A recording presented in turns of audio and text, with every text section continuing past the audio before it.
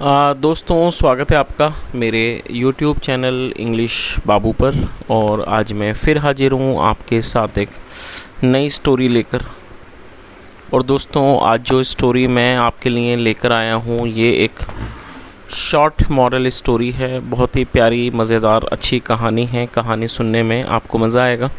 उसके अलावा दोस्तों, आज की इस कहानी में आपको कुछ नए इंग्लिश के वर्ड मीनिंग सीखने को मिलेंगे, उनकी करेक्ट प्रोनाउंसिएशन के बारे में पता चलेगा। और हमेशा की तरह जो इसका ग्रामर का पार्ट है उसे बिल्कुल डिटेल में कवर करेंगे, तो एक एक स्ट्रक्चर को आप बड़ी आसानी से सीख पाएंगे। तो चलिए दोस्तों, आज की इस कहानी को हम शुरू करते हैं। और सबसे पहले कहानी का टाइटल देखते हैं। कहानी का टाइटल है द स्मार्ट डोंकी। क्या अर्थ हुआ दोस्तों? स्मार्ट का मतलब होता है समझदार, समझदार गधा। तो दोस्तों, ये आज की इस कहानी का टाइटल है, शीर्षक है। और अब मैं इसे पढ़ना शुरू करता हूँ। आपसे रिक्वेस्ट है आप इस कहानी को बिल्कुल ध्यान से सुने। यदि आज की कहानी में आपको कोई भी नया शब्द या फिर नया स्ट्रक्चर मिले तो आप उसको नोट करें। और यदि कहानी अच्छी लगे तो लाइक भी ज़रूर करें। तो चलिए इसको शुरू करते हैं।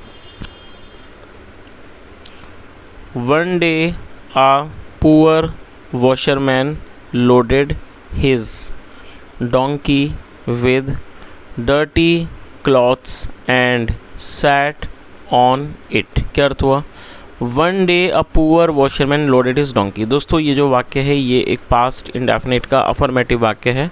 और जब हम पास्ट इंडेफिनिट में कोई भी अफर्मेटिव का सेंटेंस बनाते हैं तो वहाँ वर्ब की सेकंड फॉर्म का यूज़ किया जाता है। लोड का मतलब होता है भार डालना, वजन डालना। सेकंड फॉर्म में लोडेड। क्या अर्थ हुआ? एक दिन, वन डे मतलब कि एक दिन, अ पुअर वॉशरमैन, वॉशरमैन मतलब होता है धोबी। एक गरीब धोबी ने लोडेड हिज डोंकी, अपने गधे पर लाद दिया, विद डर्टी क्लॉथ्स, अपने गधे पर गंदे कपड़े लाद दिए। एंड सैट ऑन इट, और उस पर बैठ गया। सिट मतलब बैठना और सेकंड फॉर्म सैट। और दोस्तों, जो इट है ये प्रोनाउन है और इसको उस गधे के लिए यूज़ किया गया। तो पूरी लाइन का क्या अर्थ हुआ? एक दिन एक गरीब धोबी ने अपने गधे पर गंदे कपड़े लाद दिए और उस पर बैठ गया। On the way some people teased him and said, ha ha ha, look, a fool is riding another fool। क्या अर्थ हुआ? ऑन द वे मतलब कि रास्ते में। some people teased him, दोस्तों TEASE, टीज का मतलब होता है चिढ़ाना, मजाक उड़ाना। चिढ़ाने को टीज कहते हैं। और सेकंड फॉर्म है टीज्ड। और दोस्तों, ये पास्ट इंडेफिनिट का ही अफर्मेटिव वाक्य है जहाँ पर सेकंड फॉर्म लगाई जाती है। ऑन द वे रास्ते में, some people teased him and said, रास्ते में कुछ लोगों ने उसे चिढ़ाया और कहा, हा हा हा, लुक, देखो, अ फूल इज़ राइडिंग अनदर फूल। दोस्तों, ये जो वाक्य है ये एक प्रेजेंट कॉन्टिन्यूस का सेंटेंस है। प्रेजेंट कॉन्टिन्यूस का मतलब होता है वर्तमान में जब हम ऐसा कोई वाक्य बनाएं जहाँ वाक्यों की टेल पर रहा है, रही है जैसे शब्द आते हैं, ऐसे वाक्यों में इज एम आर का यूज़ हेल्पिंग वर्ब के रूप में किया जाता है। साथ में वर्ब की फोर्थ फॉर्म लगाई जाती है। वर्ब की फोर्थ फॉर्म का मतलब होता है वर्ब की आईएनजी फॉर्म। तो उन्होंने क्या कहा? देखो, अ फूल, एक मूर्ख, इज़ राइडिंग अनदर फूल, एक मूर्ख दूसरे मूर्ख की सवारी कर रहा है। राइड मतलब सवारी करना। आगे देखिए।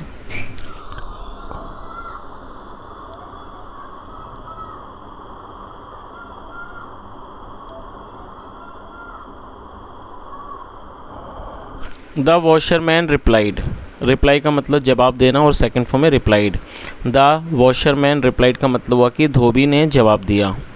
ही इज़ नॉट अ फूल। दोस्तों, ये जो वाक्य है ये एक सिंपल प्रेजेंट का सेंटेंस है। सिंपल प्रेजेंट का अर्थ होता है जब हम वर्तमान में कोई ऐसा वाक्य बनाएं जहाँ पर इज़ एम आर का इस्तेमाल किया जाता है हेल्पिंग वर्ब के रूप में, साथ में नाउन या एडजेक्टिव को लेकर वाक्य बनाया जाता है। क्या अर्थ हुआ? द वॉशरमैन रिप्लाइड, धोबी ने जवाब दिया। ही इज़ नॉट अ फूल, ये मूर्ख नहीं है। My donkey is smarter than the king's ministers. और दोस्तों, ये भी एक सिंपल प्रेजेंट का ही वाक्य है। जैसा ये था वैसे ही सिंपल प्रेजेंट का वाक्य है जहाँ पर इसका यूज़ किया गया है। स्मार्ट का मतलब समझदार। और दोस्तों, स्मार्टर उसकी सेकंड सुपरलेटिव डिग्री है। स्मार्ट, स्मार्टर, स्मार्टेस्ट, इस तरह से ये डिग्रियां हैं।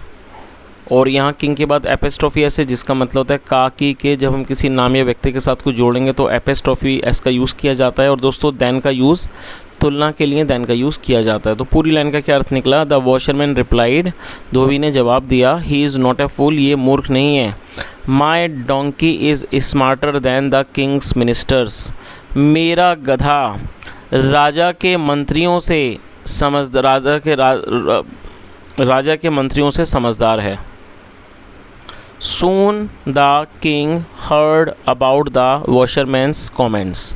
दोस्तों ये भी पास्ट इंडेफिनिट का ही वाक्य है जहाँ पर सेकंड फॉर्म लगाई जाती है। हियर का मतलब होता है सुनना, HEAR, और ये सेकंड फॉर्म है। सून का मतलब जल्दी ही। द किंग हर्ड, राजा ने सुना। अबाउट द वॉशरमैन्स कमेंट, जल्दी ही राजा ने धोबी के कमेंट्स मतलब धोबी की टिप्पणियों के बारे में सुना। He called for the washerman. दोस्तों कॉल फॉर का मतलब होता है किसी को बुलवाना, और ये सेकंड फॉर्म है called for. He called for the washerman का मतलब हुआ कि उसने धोबी को बुलवाया। The washerman was brought to the royal court. दोस्तों ये जो वाक्य है ये एक पास्ट इंडेफिनिट का पैसिव वॉइस का वाक्य है। आप इसके स्ट्रक्चर को नोट कर लें। जब हम पास्ट इंडेफिनिट में पैसिव का वाक्य बनाएंगे तो वहाँ पर वॉज या फिर वर का इस्तेमाल हेल्पिंग वर्ब के रूप में किया जाता है। साथ में नाउन या फिर जब हम पास्ट इंडेफिनिट में पैसिव में वाक्य बनाएंगे तो वॉज या वर का यूज़ हेल्पिंग वर्ब के रूप में किया जाएगा। साथ में वर्ब की थर्ड फॉर्म लगाई जाती है। तो ये थर्ड फॉर्म है ब्रिंग मतलब लाना, और ये थर्ड फॉर्म है, स्पेलिंग को नोट कर लीजिए, BROUGHT। और जैसा मैंने आपको बताया ये पास्ट इंडेफिनिट का पैसिव वॉइस का वाक्य है। क्या अर्थ हुआ इस लाइन का? The washerman was brought to the royal court, धोबी को शाही अदालत में, या कह सकते हैं कि शाही दरबार में लाया गया। तो पूरी लाइन का क्या अर्थ हुआ कि धोबी को शाही दरबार में, कोर्ट मतलब दरबार या अदालत, धोबी को शाही दरबार में लाया गया। The king asked him, ask मतलब पूछना, और ये सेकंड फॉर्म है। द किंग आस्क्ड हिम का मतलब हुआ कि राजा ने उससे पूछा। How can you say that your donkey is smarter than my ministers. तो उसने क्या कहा? How can you say that. दोस्तों यहाँ कैन का यूज़ किया गया जब हम कोई ऐसा वाक्य बनाएंगे जहाँ पर वाक्य में सकता है, सकती है होगा, ऐसे वाक्यों में कैन का यूज़ किया जाएगा। और इंट्रोगेटिव होने पर हेल्पिंग वर्ब को पहले मेंशन किया जाता है। यदि इंट्रोगेटिव वर्ड होगा उसको उससे भी पहले मेंशन किया जाता है। द किंग आस्क्ड हिम, राजा ने उससे पूछा। हाउ कैन यू से, तुम कैसे कह सकते हो, दैट की योर डोंकी, तुम्हारा गधा, इज़ स्मार्टर, समझदार है, देन माई मिनिस्टर्स, मेरे मंत्रियों से। तो पूरी लाइन का क्या अर्थ हुआ कि राजा ने उससे पूछा आप कैसे कह सकते हो कि आपका गधा मेरे मंत्रियों से ज़्यादा समझदार है।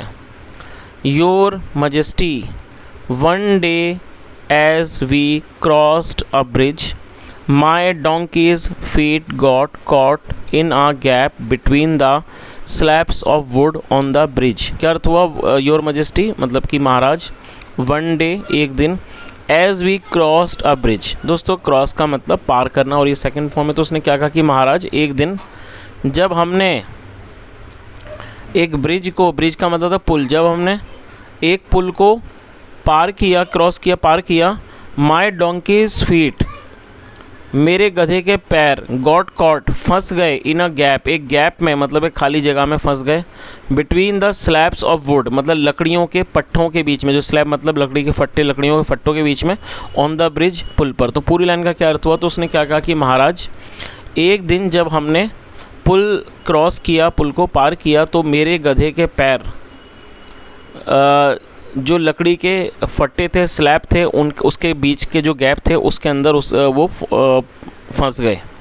सिंस देन, तब से, every time, her bar, when he reaches the spot, जब ये उस जगह पर पहुंचता है, ही क्रॉसेस द ब्रिज केयरफुली, वह ध्यान से पुल को पार करता है। दोस्तों केयरफुली एडवर्ब है, और एडवर्ब का मतलब होता है ऐसा शब्द जो किसी वर्ब की विशेषता को बताए। केयरफुली का मतलब होता है ध्यान से। तो उसने क्या कहा कि जब भी when he reaches the spot, वह उस जगह पर पहुंचता है, ही क्रॉसेस द ब्रिज केयरफुली, ये ध्यान से पुल को पार करता है।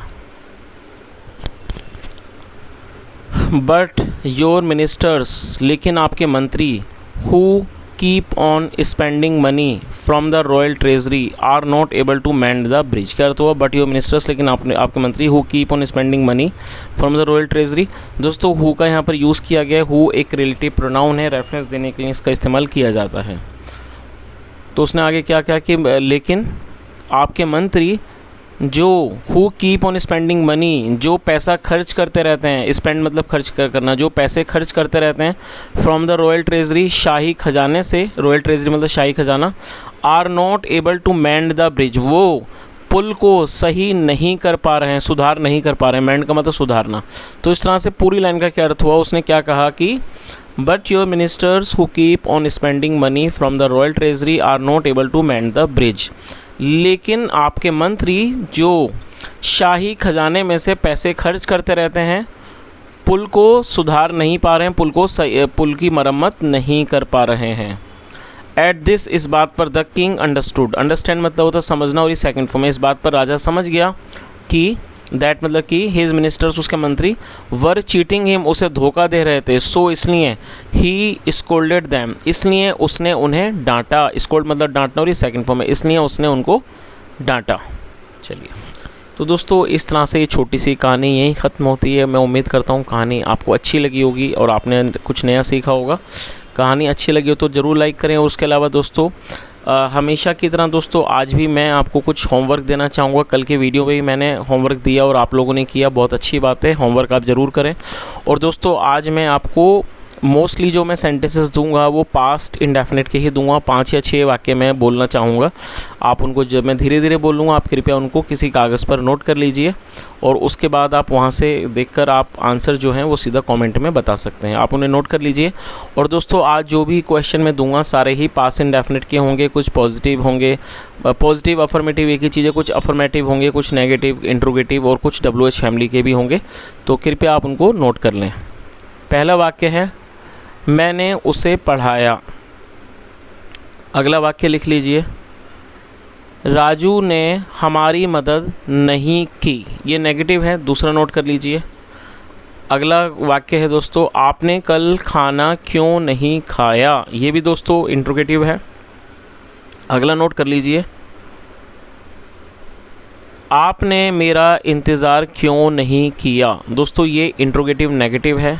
एक और वाक्य नोट कर लीजिए, क्या आप उससे नहीं मिले। आई रिपीट द सेंटेंस, क्या आप उससे नहीं मिले। ये भी दोस्तों इंट्रोगेटिव नेगेटिव है।